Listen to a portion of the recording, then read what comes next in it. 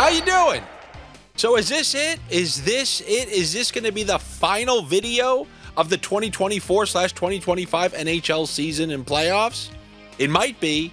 In fact, it kind of feels like it should be over already. When you look at this Stanley Cup final, it kind of feels like the Florida Panthers are up 5-0 in this series.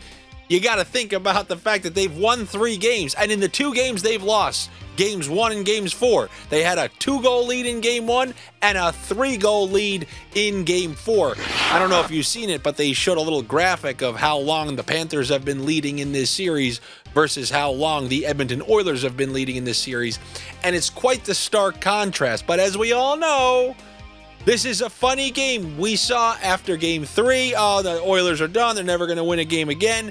Come back down from 3-0, storm back to win that game 4. Now you see them get thoroughly controlled, thoroughly outplayed in game 5. So does it just end in game 6 like this? Well, I will be the first one to admit after watching the last game, but when the Oilers lose, you end up asking yourself, how the hell did they get there? You end up looking at the roster. You end up looking at the line combinations, and you go, how the hell is this roster in the Stanley Cup final? But then, all of a sudden, they hit the speed burst. They hit that Paul Walker NOS that you guys are oh so familiar with in Fast and the Furious. But do they have any NOS left? We all know Paul Walker ran out of it on that final stretch. So is it going to be the Panthers crossing that finish line like Vin Diesel? Or does Walker just have 1 or 2 of those last NOS speed burst lefts from Connor McDavid? And I got to be the first one to tell you, what's more shocking than the fact that this series is 3-2, despite the Panthers kind of outplaying the Oilers the most of the time, it's the fact that Connor McDavid hasn't been very good throughout the most of this series. I mean, pretty much getting a point here, a point there, and yet, despite the fact that the Panthers have thoroughly outplayed them for large chunks of this series, the Oilers are just 1 game behind. All they need is 1 good game, and then they drag this series back to Edmonton for a Game 7, and then there would be back-to-back years of a Game 7 between these 2 teams.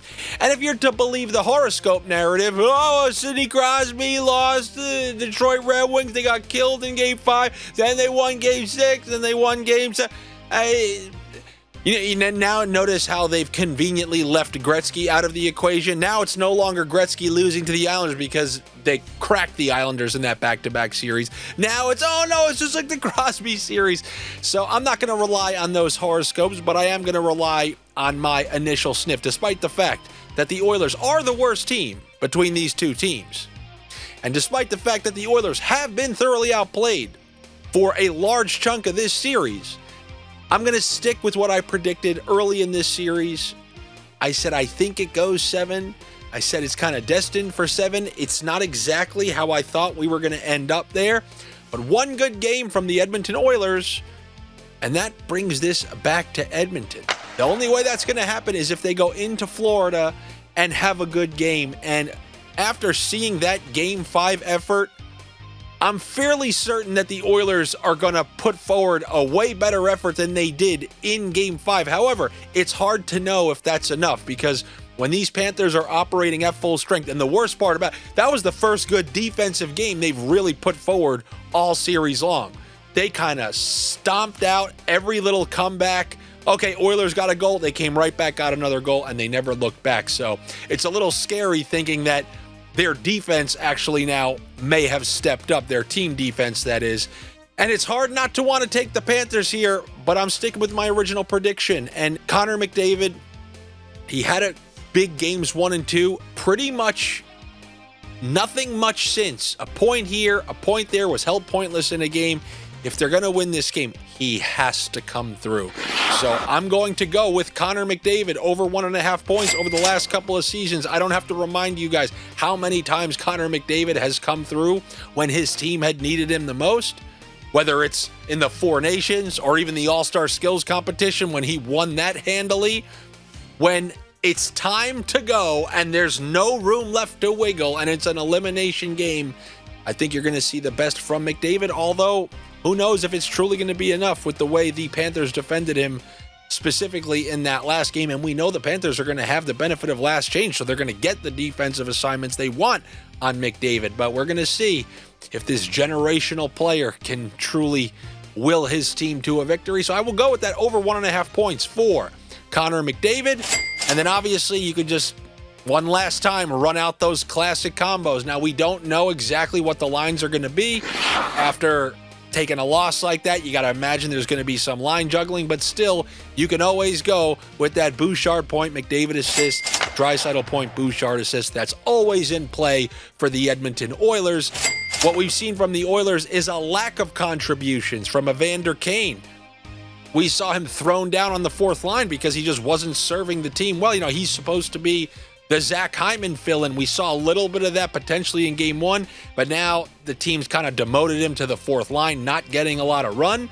But the sportsbooks are still putting his shots on goal and his point. They're listing his point props as if he's still one of these top six-ish kind of players. So I will go with the double under on Evander Kane, the under 2.5 shots on goal and the under half of a point for Evander Kane. So while I think those big guys are going to have to come through, I'm taking the not big guys to not come through. How do you like that for some proper English?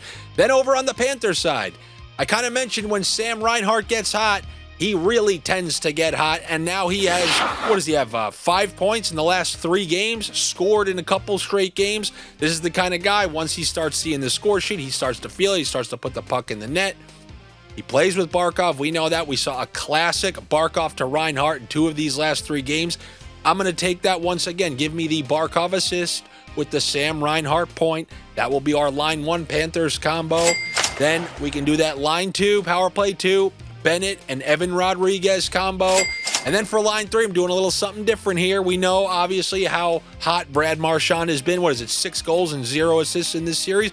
All right, Brad, you want to keep scoring? Then give me Marchand for a point, Anton Lundell for an assist. And that is what I have for you here for this Game 6 of the Stanley Cup Final, what could potentially be the final game of the 2024/2025 NHL season. We will see. I think there may be a Game 7, but if not, I want to thank all you sniffers for another successful season in the books. There have been way more highs than lows, but I don't know. Should I do like kind of a long outro here? We know the deal with the spreadsheets, the plus 550 units. We nailed that. Florida Panthers plus 575 Eastern Conference title. Good season, good playoffs. We'll see how it ends.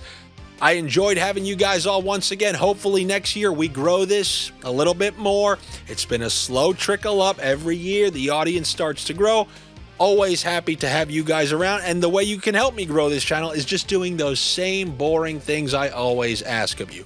Like the video, comment whatever you want. You can be a gargoyle and just start arguing with people in the comments about God knows what. Even if you agree with someone, like, yeah, I vehemently disagree. Then the other person's going to say, why do you disagree? Then you're going to tell them why.